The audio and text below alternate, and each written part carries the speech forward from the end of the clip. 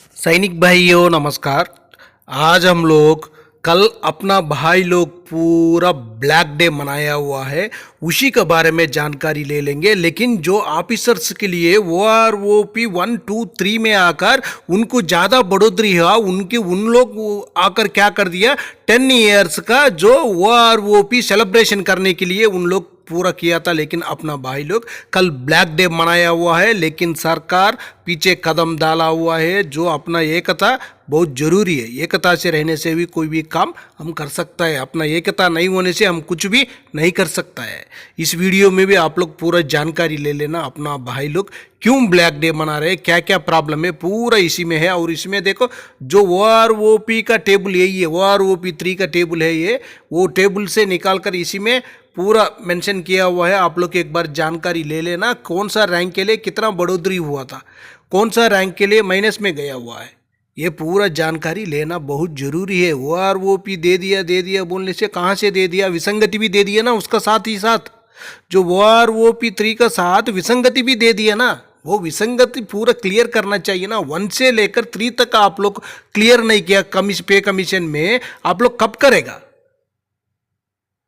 1 का ही वैसा ही पड़ा हुआ, 2 का भी है और 3 का भी है। हमारे लिए तो कोई जय शिव जवान के लिए इसमें कोई ज़्यादा बढ़ोतरी नहीं है, ऑफिसर्स के लिए बढ़ोतरी है। उन लोग तो जो OROP डे पक्का मनाएगा, क्यों बोलने से उनको ज़्यादा मिला हुआ है, उनको लागू ही नहीं है, उनको फायदा मिला हुआ है, उसी वजह से उन लोग देगा। अपना भाई लोग क्या बता रहे हैं, एक बार सुन लेना उनको बातों में। ये जो काले कपड़े आप पहन के बैठे हुए हैं और मैं भी आपके साथ हूँ, तो ये जो काले कपड़े हैं हम क्यों पहन के बैठे हैं, अपने पूर्व सैनिकों को बताइए। सर, आज सरकार ने एक मैसेज दे रखा है कि हमारे जो पूर्व सैनिकों को 1 रैंक 1 पेंशन दिया, उसके 10 साल पूरे हो रहे हैं और उसके बारे में एक सैनिक सम्मेलन कर रहे हैं जिसमें हमारे प्रधानमंत्री जी भी आ रहे हैं।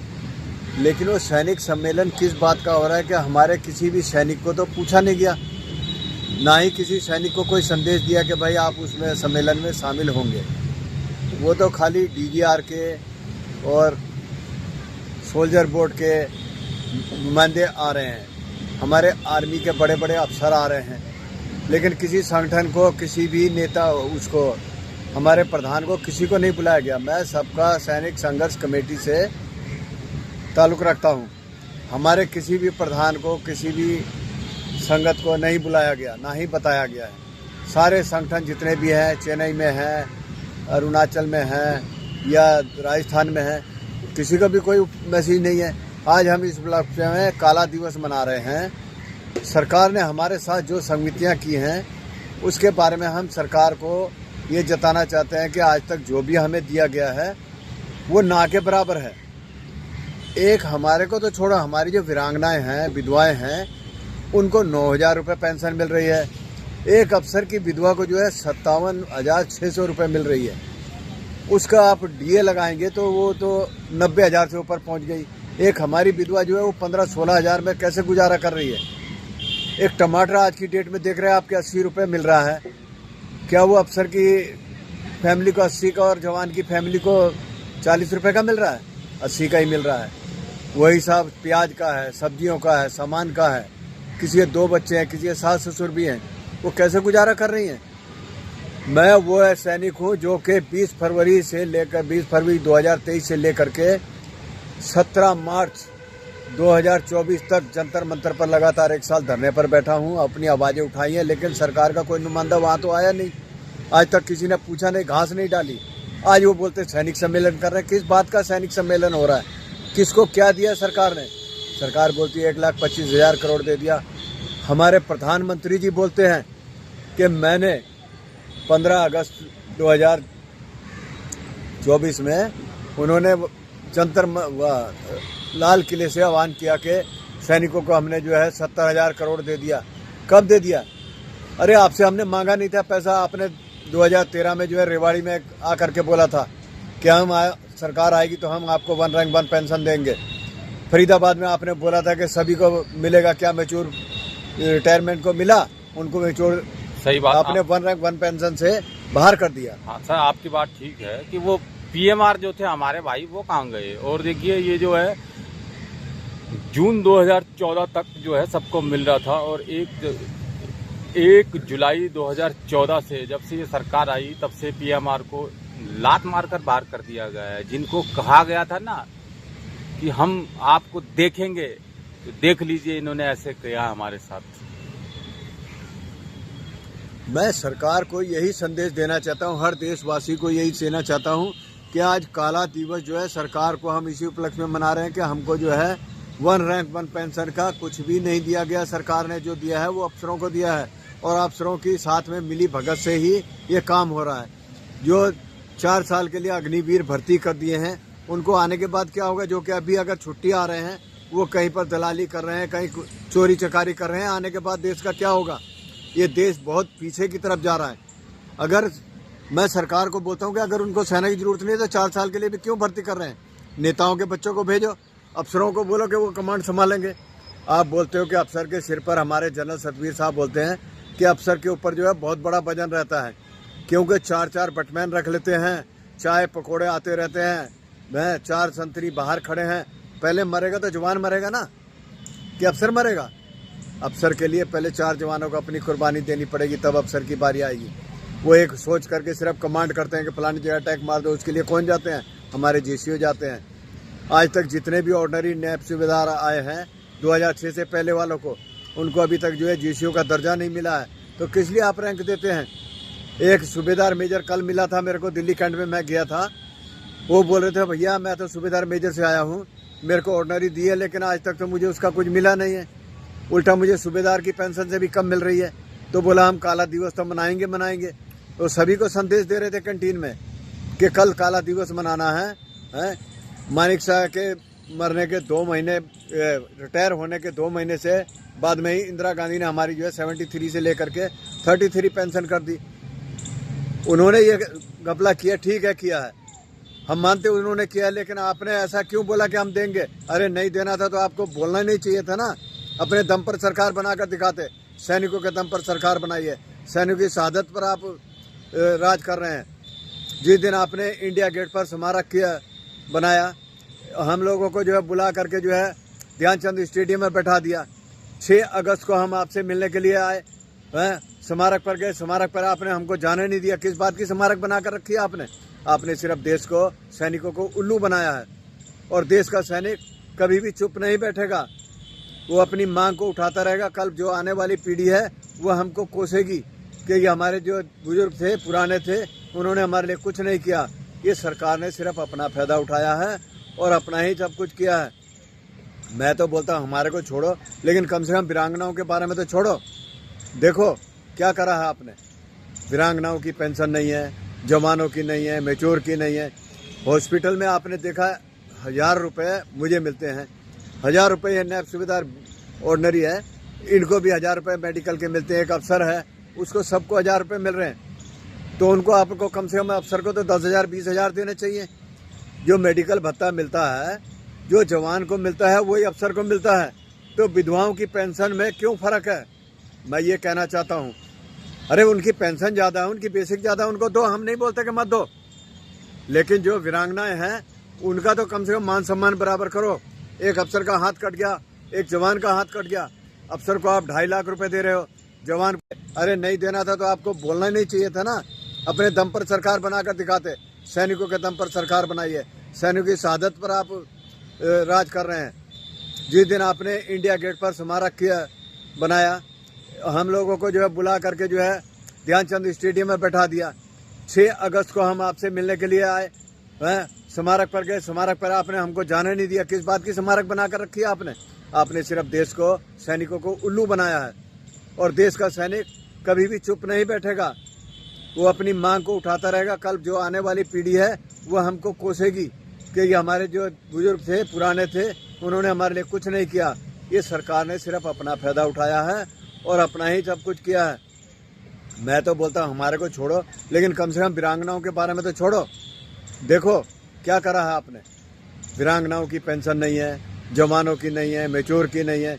हॉस्पिटल में आपने देखा 1000 रुपये मुझे मिलते हैं, 1000 रुपये ये नैब सूबेदार ऑर्डिनरी है, इनको भी 1000 रुपये मेडिकल के मिलते हैं। एक अफसर है उसको सबको 1000 रुपये मिल रहे हैं, तो उनको आपको कम से कम अफसर को तो 10,000 20,000 देने चाहिए।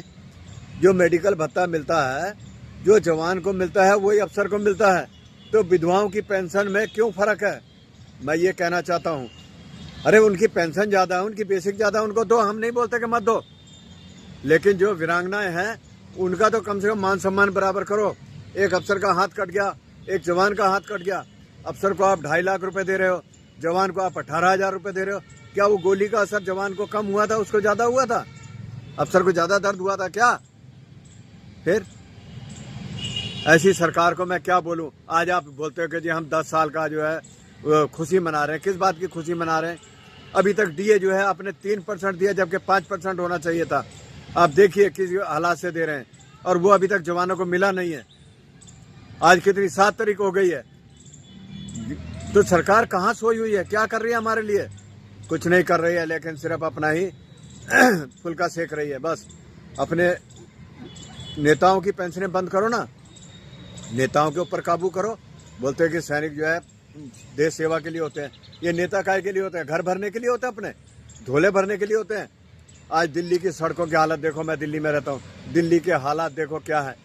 कूड़े जगह जगह ढेर पड़े हुए हैं, सड़कों पर जो है खड्डे पड़े हुए हैं, गाड़ियाँ धंस रही हैं। जमुना नदी का हाल देखो क्या हो रहा है। दिल्ली में इस किस्म का हालात है। ये राजधानी है देश की। आप प्रधानमंत्री जी विदेशों में जा करके बोलते हो कि हमारा देश इतना सुरक्षित है। क्या सुरक्षित है? कल अगर लड़ाई लग जाए तो मैं बोलता हूँ कि 4 साल वाला ये सोचेगा यार मेरे तो पीछे माँ बहन है, बहन की शादी करनी है, मेरी माँ है, बूढ़ा बाप है, वो लड़ाई लड़ने नहीं जाएगा, वो बल्कि पीछे कमर दिखाएगा। क्यों दिखाएगा? कि एक सैनिक 30 साल नौकरी 20 साल कर रहा है, एक उसको 4 साल में आप लात मार के बाहर कर देंगे, वो क्या दिल से लड़ाई लड़ेगा? मैं सरकार से ये गुजारिश करता हूँ कि ऐसी रणनीतियाँ मत बनाओ जिससे कि देश बहुत पीछे चला है और बेड़ा गर्क हो रहा है। इससे देश का, देश संभल नहीं रहा है। आप बोल रहे देश सुरक्षित हो रहा है, कहाँ जा रहा है देश? 18 महीने का डीआर आपने बोल करके और आज तक नहीं दिया। आप बोलते कि मैंने 5 लाख का बीमा कर दिया, इतना वो कर दिया। डिस्पेंसरी में जाओ, आपकी दवाई नहीं मिलती है। मैं कई बार जाकर ट्राई किए, देखूँ यहाँ क्या होता है।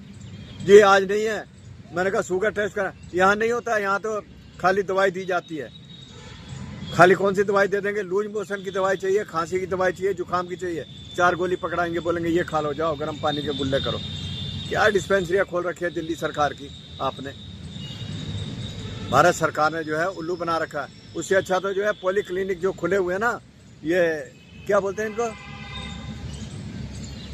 अरे जो क्लिनिक खोल रखे हैं सरकार ने, मोहल्ला क्लिनिक, उसमें दवाइयाँ अच्छी मिलती हैं। यहाँ अगर देखो जो कि सुपरलिटी हॉस्पिटल है जनकपुरी में, हर इलाज फ्री होता है, बड़ी से बड़े टेस्ट फ्री होते हैं, और दिल्ली वालों को प्रथम इलाज दिया जाता है। हमारे तो आर्मी हॉस्पिटलों में भी ECHS में जो है ना, उसमें भी धांधलीबाजी है। दवाइयाँ आ रही है, सब नकली आ रही हैं। अभी मैं परसों चौथ देख रहा था न्यूज में, 53-54 दवाइयाँ जो कि बिल्कुल नकली आई हुई हैं ECHS में। इलाज के लिए जाओ 3-3, 6-6 महीने, साल भर लग जाता है एक छोटी सी बीमारी के लिए। क्या सरकार ऐसा कर रही है? एक अफसर अपना जो है ना वो बना लेता है मेडिकल, बोलता है मैं कैटेगरी हो गया हूँ, ले जाओ। एक कैटेगरी जवान है, उसको कैटेगरी नहीं मिलती है, उसको पेंशन नहीं मिलती है कैटेगरी की, और एक अफसर बिल्कुल बीमार नहीं है, वो अपनी कैटेगरी बनाकर लाखों रुपया ले रहे हैं। तो सरकार जो है अफसरों के हाथों में बिकी हुई है। अफसरों ने खरीद रखा है सरकार को। ठीक है, सरकार नहीं करके कुछ दे रही है। सरकार अपने घर से हमको पैसा नहीं दे रही है। हमने देश के लिए अपना खून बहाया है, जान भाई है, रात दिन पोस्टों पर नौकरी करी है। मैं पूर्व सैनिक हूँ और सैनिक ही रहूँगा, और जो आने वाली पीढ़ी है उसके लिए आवाज़ उठाता रहूँगा। आज या कल ये मत सोचना कि भाई हम चुप बैठ जाएंगे। मैं पूरे देश को संदेश देना चाहता हूँ, हर सैनिक को ये संदेश देना चाहता हूँ कि काला दिवस है। मैंने जंतर मंतर पर भी 1 साल तक दिवाली, होली, त्यौहार, दशहरा जो भी था वो काले कपड़ों में ही मनाया है। आज भी मैं जो है ना तिरंगे की कसम खाकर बोलता हूँ, मैं प्रधानमंत्री की तरह झूठ नहीं बोलता हूँ, लुच्चा लफंगा नहीं हूँ, मैं आर्मी का सैनिक हूँ। अपनी आवाज़ को उठाता रहूँगा मरते दम तक। प्रधानमंत्री की तरह झूठा जुमलाबाजी नहीं करूँगा। इतनी जुमलेबाजी मैंने किसी प्रधानमंत्री को या किसी देश के नेता को नहीं देखी जितने हमारे सरकार कर रही है। मैं सभी संदेश देना चाहता हूँ, अपने बड़े से बड़े अफसरों को देना चाहता हूँ। एक मैं 82 की बात बताता हूँ आपको। दिल्ली कैंट सदर बाजार में जो कि एक सैनिक की बीवी को किसी ने लात मार दी थी। उस समय स्टेशन कमांडर ने दिल्ली के गोपीनाथ बाजार, सदर बाजार, थाना सबको बिल्कुल आधे घंटे के अंदर उसको ब्लॉक करके और ऐसी तैसी करके रख दी थी। एक हफ्ता तक सारे बाजार बंद थे। मैं खुद दिल्ली कैंट काबुल लाइन में रहता था। उस समय मैंने देखा है कि सरकार का क्या होता है। आज जगह जगह सैनिकों को पीटा जा रहा है। पुलिस की इतनी हिम्मत हो गई है, वो ड्रेस पहन करके जो है एक सैनिक को जो है ना खाकी वर्दी वाला पीट रहा है। अभी देखो बिहार का, यूपी का देखो क्या हुआ है। अगर मैं जैसा होता ना तो उस देश को क्या, उस थाने को और दरोगा को आग लगा देता, देश के अंदर हाहाकार मचा देता। लेकिन आप जो है ना वो देश को बढ़ावा नहीं दे रहे हैं, देश का बिगाड़ रहे हैं। साया किसको दे रहे हैं? 4 साल की नौकरी पुलिस वाले ही करो ना, आधे अपने घर बैठ जाएंगे। सरकार देश के अंदर हाहाकार मचा देता। लेकिन आप जो है ना वो देश को बढ़ावा नहीं दे रहे हैं, देश का बिगाड़ रहे हैं। साया किसको दे रहे हैं? 4 साल की नौकरी पुलिस वाले ही करो ना, आधे अपने घर बैठ जाएंगे। सरकार की नौकरी करो, नेता के करो ना साल साल बंद। नेता की पेंशनें क्यों दे रहे हो? जो अफसर 60 साल नौकरी करके जा रहा है उसको एमएसपी पे दे रहे हो। एक जवान अपना खून बहाकर आ रहा है, उसको आप बोलते हो कि एमएसपी नहीं मिलेगी। हमारे जनरल सतवीर साहब बोलते हैं इनको दो, लेकिन अफसर के बराबर मत करो। अरे हम भीख मांग रहे हैं क्या आपसे? अफसरों को तो लागू ही नहीं है। अफसर तो 60 साल नौकरी करके आता है, अपने बच्चों को खड़ा कर लेता है, अपने बंगले बना लेता है, बटालियनों में जाकर भी अपने कमाई कर लेते हैं। 4-4 बटमैन रखते हैं। अभी रिटायर होने के बाद मैं दिल्ली में रहता हूँ। जनरलों के बंगले में जो आधी सेनाएं जो है ना उनके घरों में काम करने के लिए घूमती रहती है। बड़ा अफसोस होता है हमको कि हम देश के सैनिक हैं, बोलने में शर्म आती है। उससे अच्छा तो मुझे ये काला ड्रेस लग रहा है कि मैं काला हूँ। बोलते देश में आतंकवाद, आतंकवाद हम नहीं फैला रहे हैं, सरकारें फैलवा रही हैं। आतंकवाद नहीं फैल सकता है, हमारे अफसर फैलवा रहे हैं। मैं सरेआम बोलता हूँ, मैं वीडियो सुनता हूँ, देखता हूँ। एक नैब सूबेदार है जो कि अपनी आवाज़ें उठा रहा है, उसकी कोई सुन नहीं रहा है। क्या कर रहे हैं सरकार? सरकार बोलती है कि हम ये दे देंगे, वो दे देंगे, वो कर देंगे। क्या दिया मुझे बताइए? मैं 97 का रिटायर हूँ। मुझे आज कितनी बेसिक मिल रही है? 23,750। इनको कितनी मिल रही है? ये अभी आए हैं, ये भी वाई ग्रुप के हैं, इनको 26,000। मुझे जो है अभी हुई है 25,000। एक रैंक अनेक पेंशन कर रखी है आपने। एक हौलदार है, उसकी 4-4 पेंशनें बना रखी हैं। ऑर्डनरी नैब सूबेदार से लेकर के और ऑर्डनरी कैप्टन तक कुछ भी नहीं दिया। सिपाहियों को थोड़ा सा दाना डाल दिया मुर्गी के बराबर कि लो ये से खाओ और मुंह बंद करके सो जाओ। नालत है ऐसी सरकार पर। धन्यवाद। वंदे मातरम। भारत माता की जय। सबका संघर्ष कमेटी जिंदाबाद। सैनिक भाइयों, लाइफ सर्टिफिकेट इसी महीना देना है, आप लोग भूलना नहीं है। इधर देखो 2 तारीख को दिया हुआ है, उनका स्पर्श में अपडेट हो गया है लाइफ सर्टिफिकेट। वो भी जीवन प्रणाम ऐप मोबाइल से दिया हुआ है। खुद मेरा मोबाइल से ही दिया था मेरा भाई लोग को। उनका अपडेट हो गया है स्पर्श में, 3 दिन में अपडेट हो गया। आप लोग कृपया कर आपका फ़ोन से ही इस्तेमाल करना। आप फिंगरप्रिंट से बाहर जाकर इंटरनेट से